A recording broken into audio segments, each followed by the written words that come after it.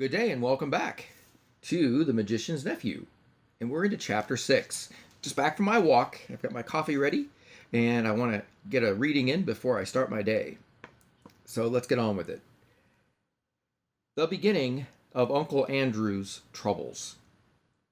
That's kind of a misleading title because he's been trouble all along. So it's a continuation of Uncle Andrew's troubles. How's that? Let go! Let go! Screamed Polly. I'm not touching you, said Digory. Then their heads came out of the pool, and once more, the sunny quietness of the wood between the worlds was all about them, and it seemed richer and warmer and more peaceful than ever after the staleness and ruin of the place they had just left. I think that, if they had given the chance, they would again have forgotten who they were and where they came from, and would have lain down and enjoyed themselves, half asleep, listening to the growing of the trees. But this time, there was something that kept them as wide awake as possible. For as soon as they had got out onto the grass, they found that they were not alone. Dun dun dun! The queen, or the witch, whichever you like to call her, had come up with them, holding on fast by Polly's hair. That was why Polly had been shouting out, "Let go!" This proved, by the way, another thing about the rings which Uncle Andrew hadn't told Digory, because he didn't know it himself. In order to jump from world to world by using one of those rings, you don't need to be wearing or touching it yourself. It is enough if you are touching someone who is touching it. In that way, they work like a magnet. And everyone knows that if you pick up a pin with a magnet, any other pin which is touching the first pin will come along too. I threw along in there just because that sounded good. Now that you saw her in the wood, Queen Jadis looked different. She was much paler than she had been, so pale that hardly any of her beauty was left. And she was stooped and seemed to be finding it hard to breathe, as if the air of that place stifled her. Neither of the children felt in the least afraid of her now. Let go! Let go of my hair, said Polly. What do you mean by it? Here, let go of her hair, at once, said Digory. They both turned and struggled with her. They were stronger than she, and in a few seconds they had forced her to let go. She reeled back, panting, and there was a look of terror in her eyes. Quick, Digory, said Polly. Change rings and into the home pool. Help! Help! Mercy! Cried the witch in a faint voice, staggering after them. Take me with you! You cannot mean to leave me in this horrible place. It is killing me. It's a reason of state, said Polly spitefully.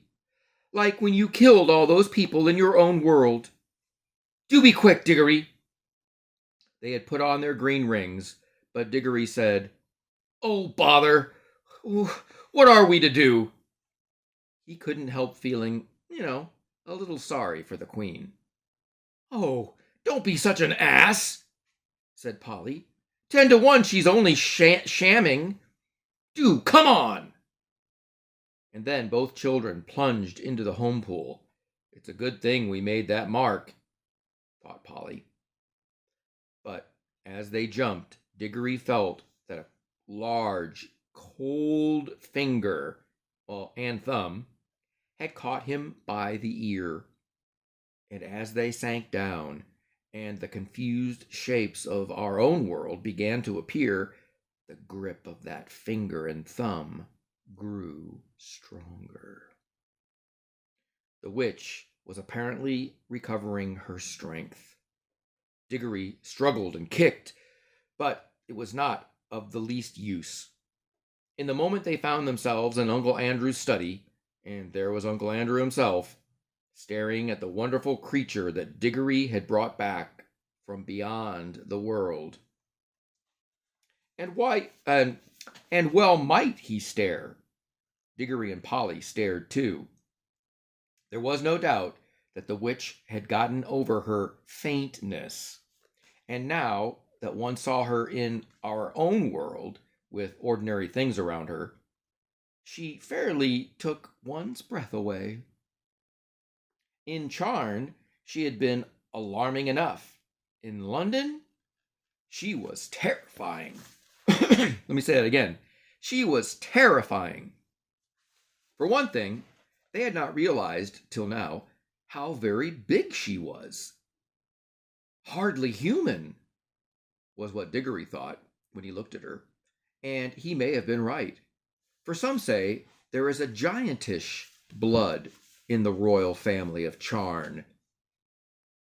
But even her height was nothing compared with her beauty, her fierceness, and her wildness. She looked 10 times more alive than most of the people one meets in London. Uncle Andrew was bowing and rubbing his hands and looking, to tell the truth, extremely frightened. He seemed a little shrimp of a creature beside the witch. And yet, as Polly said afterward, there was a sort of lightness between her face and his. Something in the expression. It was the look that all wicked magicians have, the mark, which Jadis had said she could not find in Digory's face. One good thing about seeing the two together was that you would never again be afraid of Uncle Andrew, any more than you'd be afraid of a worm after you had met a rattlesnake, or afraid of a cow after you had met a bull. Pooh! Thought Digory to himself. Him, a magician? Not much. Now she's the real thing. Uncle Andrew kept on rubbing his hands and bowing. He was trying to say something very polite, but his mouth had gone all dry, so that he could not speak. His experiment with the rings, as he called it, was turning out more successful than he liked. For though he had dabbled in magic for years, he had always left all the dangers, as far as one can, to other people. Nothing at all like this had ever happened to him before. Here we're going to look at some pictures. Here is him bowing and rubbing his hands together like wah ha ha ha ha. And then we're going to be reading about this. Looks like she grabs the witch, or the queen. Queen Jadis grabs Uncle Andrew. Then Jadis spoke. Not very loud, but there was something in her voice that made the whole room quiver. Where is the magician who has called me into this world? Madame, gasped Uncle Andrew. I am most honored, highly gratified, a most unexpected pleasure. If only I had had the opportunity of making any preparations, Where is the magician, fool? Said Jadis. I am, madam. I hope you will excuse our liberty these nasty children. I'm sorry, not nasty, naughty children may have taken. I assure you, there was no intention. You, said the queen in a still more terrible voice. Then, in one stride, she came across the room, seized a great handful of Uncle Andrew's gray hair and pulled his head back so that his face looked up into hers. Then she studied his face, just as she had studied Digory's face in the palace of Charn. He blinked and licked his lips nervously all the time. I don't know, it might not have been like that, but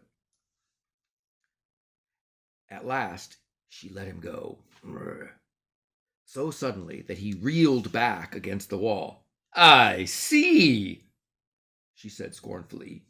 "You are a magician. Well, of sort. Stand up, dog, and don't sprawl there as if you were speaking to your equals. How do you come to know magic? You are not of royal blood, I'll swear." "Well, not perhaps in the strict sense," stammered Uncle Andrew. "Not exactly royal, ma'am. The Ketterleys are, however, a very old family, an old Dorsetshire family, ma'am." "Peace!" said the witch. "I see what you are. You are a little peddling magician who works by rules and books. There is no real magic in your blood and heart. Your kind was made an end of in my world 1,000 years ago. But here, I shall allow you to be my servant." I should be most happy, delighted to be any service. I have pleasure, pleasure, I assure you." "Peace! You talk far too much. Listen to your first task." "I see we are in a large city. Procure for me at once a chariot, or a flying carpet, or a well-trained dragon, or whatever is usual for royal and noble persons in your land. Then bring me to your places where I can get clothes and jewels and slaves fit for my rank. Tomorrow I will begin the conquest of the world." I'll go and order a cab at once," gasped Uncle Andrew. "Stop!" said the witch, just as he reached the door. "Do not dream." I can see her. "Do not dream of treachery. My eyes can see through walls and into the minds of men. They will be on you wherever you go. At the first sign of disobedience, I will lay such spells on you that anything you sit down on will feel like red-hot iron. And whenever you lie in a bed, there will be invisible blocks of ice at your feet. Now, go." The old man went out, looking like a dog with its tail between its legs.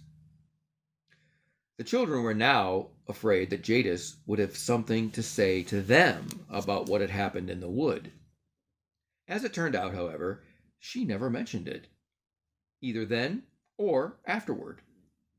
I think, and Digory thinks too, that her mind was of a sort which cannot remember that quiet place at all.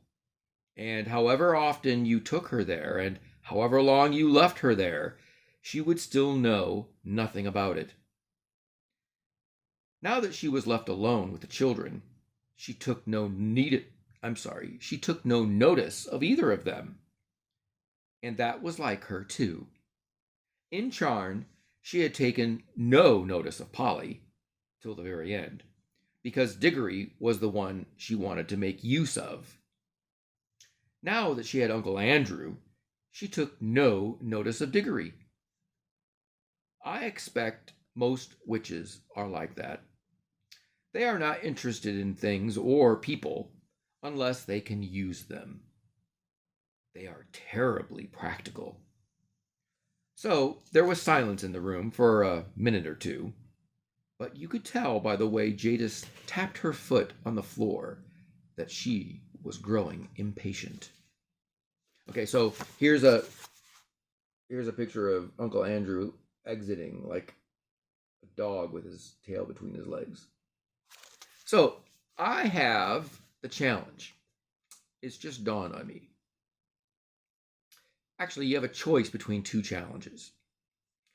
The first one came to mind when we were reading about how Queen Jadis might not remember the wood between the worlds because she has no power there.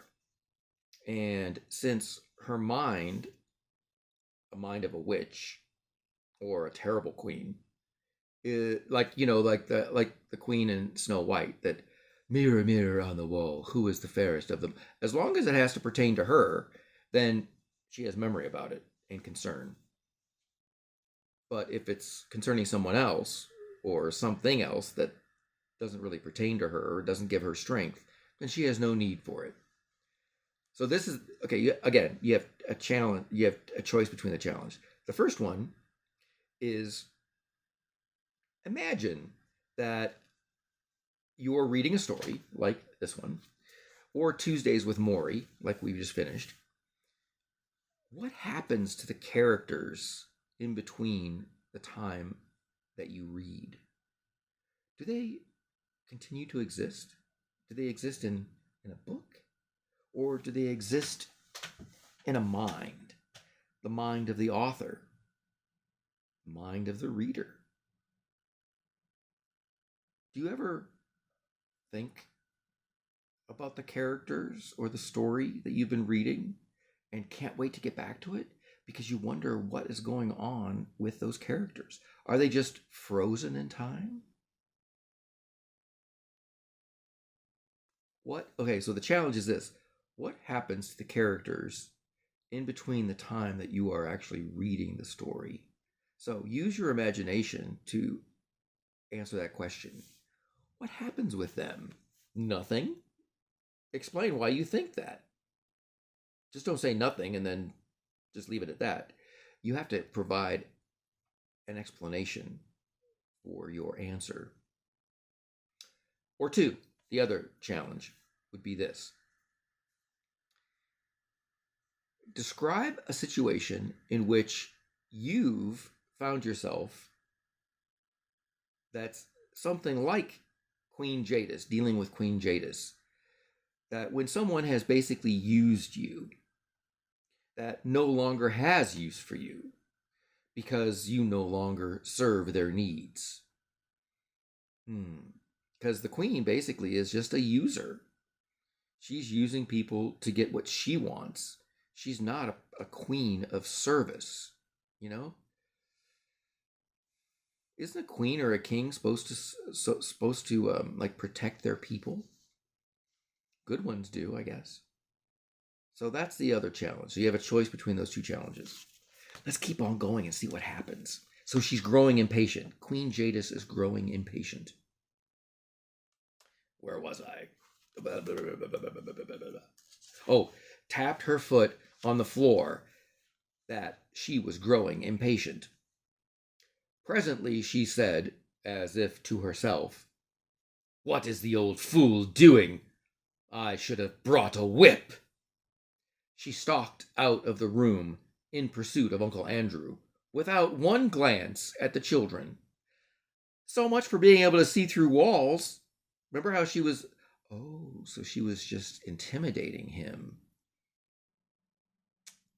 thinking that he's probably gullible, that he'd believe anything that she said. So she actually can't see through walls and read men's minds. She thinks she can. "Oh, whew," said Polly, letting out a long breath of relief. "And now I must get home. It's frightfully late. I shall catch it." "Catch what? Being in trouble?" Well, do come back as soon as you can," said Digory. "This is simply ghastly, having her here.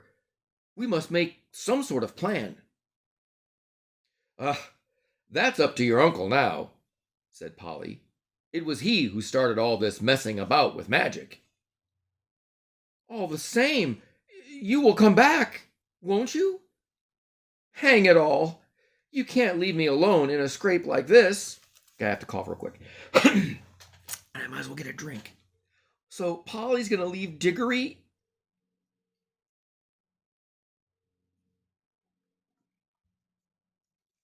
Leave Digory in this big mess? I shall go home by the tunnel, said Polly rather coldly. That'll be the quickest way. And if you want me to come back, hadn't you better say you're sorry? Sorry? Exclaimed Digory. Well, now, if that isn't just like a girl. What have I done? Oh, nothing, of course, said Polly sarcastically.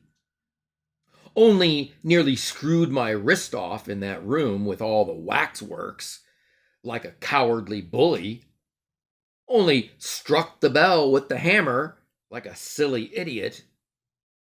Only turned back in the wood so that she had time to catch hold of you before we jumped into our own pool. That's all. Oh, said Digory, very surprised. Well, all right. I'll say I'm sorry. And I really am sorry about what happened in the waxworks room. There, I said I'm sorry. And now do be decent and come back. I shall be in a frightful hole if you don't. I don't see what's going to happen to you. It's Mr. Ketterly who's going to sit on red-hot chairs and have ice in his bed, isn't he? It isn't that sort of thing, said Digory. What I'm bothered about is Mother. Suppose that creature went into her room. She might frighten her to death. Oh, I see, said Polly in a rather different voice. All right. We'll call it Pax. I'll come back if I can, but I must go now. So look up that statement. We'll call it Pax. It's a capital P-A-X. Figure out what that saying means. And she crawled through the little door into the tunnel and that dark place among the rafters, which had seemed so exciting and adventurous a few hours ago. This, it now seemed quite tame and homely now. We must now go back to Uncle Andrew. His poor old heart went pit-a-pat as he staggered down the attic stairs, and he kept on dabbing at his forehead with his handkerchief. When he reached his bedroom, which was the floor below, he locked himself in. And the very first thing he did was to grope in his wardrobe for a bottle and a wine glass, which he always kept hidden there, where Aunt Letty couldn't find them. He poured himself out a glassful of some nasty grown-up drink and drank it off in one gulp. So he took a shot, right? Then he drew a deep breath.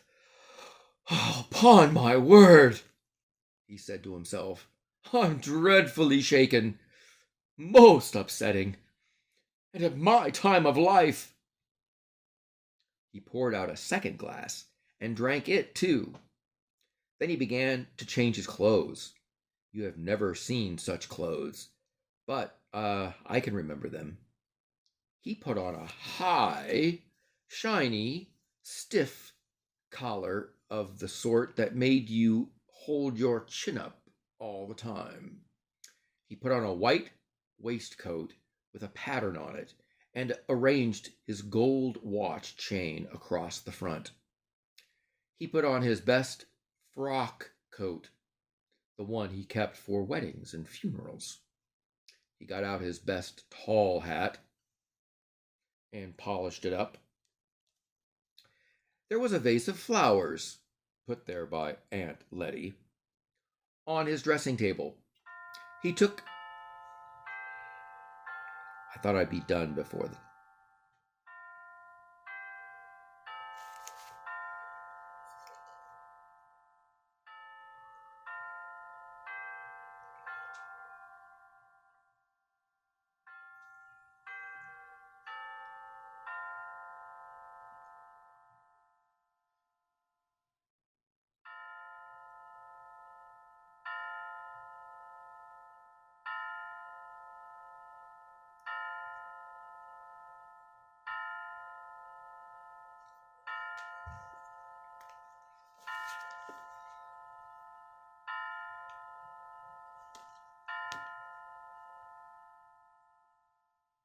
So remember, in the story, we're in London, so it's almost like Big Ben is chiming in London. There was a vase of flowers, put there by Aunt Letty, on his dressing table. He took one and put it in his buttonhole. He took a clean handkerchief. Okay, so in a jacket, there's usually a buttonhole near the top, and I don't know, I'm not even sure if on a sports jacket there's actually a button on the other side. I would imagine there is. If you turn up your collar because of rough weather or something, that you could button it on the other side. So he's gotten a buttonhole and he's put a flower in it. He took a clean handkerchief, a lovely one, such as you couldn't buy today, out of the little left-hand drawer and put a few drops of scent on it. Okay, so he's putting on some cologne or something. He took his eyeglass, because he's got only a monocle, with the thick black ribbon, and screwed it into his eye. Then he looked at himself in the mirror. Children have had, I'm sorry, children have one kind of silliness, as you know, and grown-ups have another kind. At this moment, Uncle Andrew was beginning to be silly in a very grown-up way. Now that the witch was no longer in the same room with him, he was quickly forgetting how she had frightened him, and thinking more and more of her wonderful beauty. He kept on saying to himself, "Ah, dem fine woman. Ah, sir, dem fine woman. A superb creature." He had also somehow managed to forget that it was the children who had got hold of this superb creature. He felt as if he himself, by his magic, had called her out of unknown worlds. "Andrew, my boy," he said to himself as he looked in the looking glass, the mirror. "You're a devilishly well-preserved fellow for your age. A distinguished-looking man, sir." You see, the foolish old man was actually beginning to imagine the witch would fall in love with him. The 2 drinks probably had something to do with it, and so had his best clothes. So, the clothes make the man, is the saying. Or is it the clothes don't make the man? Go ahead and look it up. But he was, in any case, as vain as a peacock. That was why he had become a magician.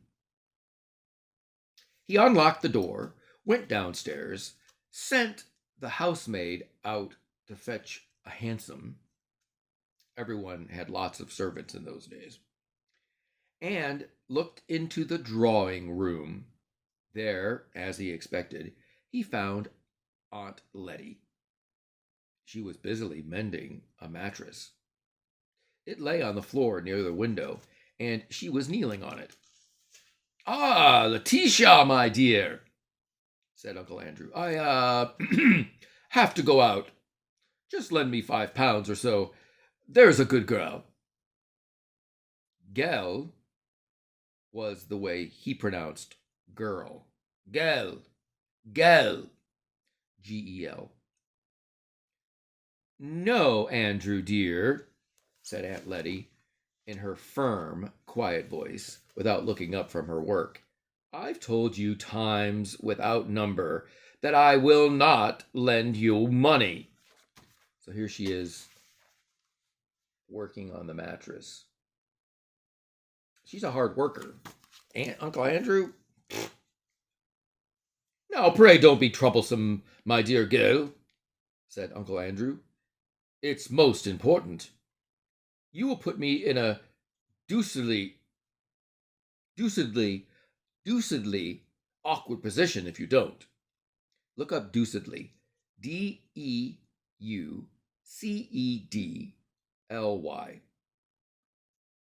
Deucedly. "Andrew," said Aunt Letty, looking him straight in the face. I wonder you are not ashamed to ask me for money? There was a long, dull story of a grown-up kind behind these words. All you need to know about is that Uncle Andrew, what with managing dear Letty's business matters for her, and never doing any work and running up large bills for brandy and cigars, which Aunt Letty had paid for again and again, had made her a good deal poorer than she had been 30 years ago. My dear girl, said Andrew, you don't understand. I shall have some quite unexpected expenses today. I have to do a little entertaining. Come now, don't be tiresome. And who, pray, are you going to entertain? Andrew, asked Aunt Letty. A most distinguished visitor has just arrived. Distinguished? Fiddlestick, said Aunt Letty. There hasn't been a ring at the door for the last hour.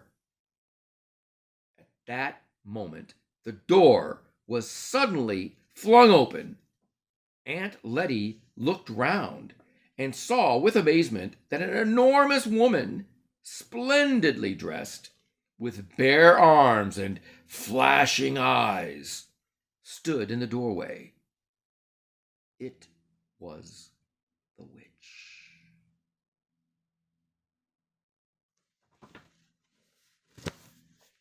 We're going to go into chapter 7 next, but not right now. You have some challenge writing to do.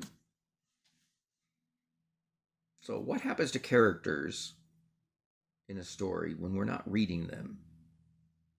What's your point of view? Do they just freeze? And when they're frozen, do they have consciousness? Do they think about, I wonder when that reader's going to come back? I have to get on with this story. Or do they have no consciousness at all? Second challenge. You can do both if you like, or you can take a choice between the two.